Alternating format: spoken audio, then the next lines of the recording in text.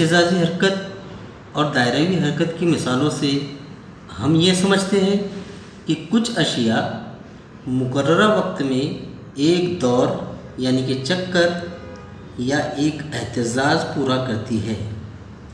جس طرح گھڑی میں منٹ کا کانٹا 60 سیکنڈ میں ایک دور پورا کرتا ہے، اسی طرح مقررہ وقت میں ہی وہ اپنا ایک چکر پورا کرتا ہے۔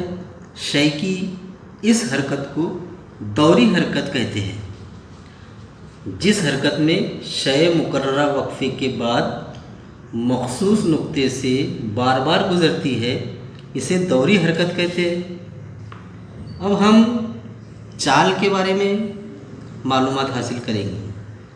مثال کے طور پر ایک بس جلگاؤں سے کاسودا اپنا 50 کلومیٹر کا فاصلہ 2 گھنٹوں میں طے کرتی ہے۔ بس 1 گھنٹے میں کتنا فاصلہ طے کرتی ہے؟ اس مثال کو حل کرنے کے لیے ہم طے شدہ فاصلہ اور درکار وقت کا تناسب معلوم کرتے ہیں۔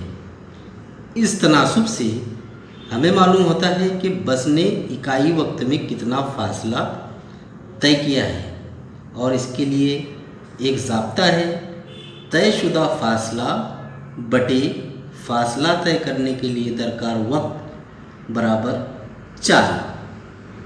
اکائی وقت میں شے کے ذریعے طے کردہ فاصلے کو چال کہتے ہیں، اور یہ چال معلوم کرنے کے لیے ہمیں اس ضابطے کا استعمال کرنا پڑتا ہے، اور وہ ضابطہ ہے: طے شدہ فاصلہ بٹے فاصلہ طے کرنے کے لیے درکار وقت برابر چال۔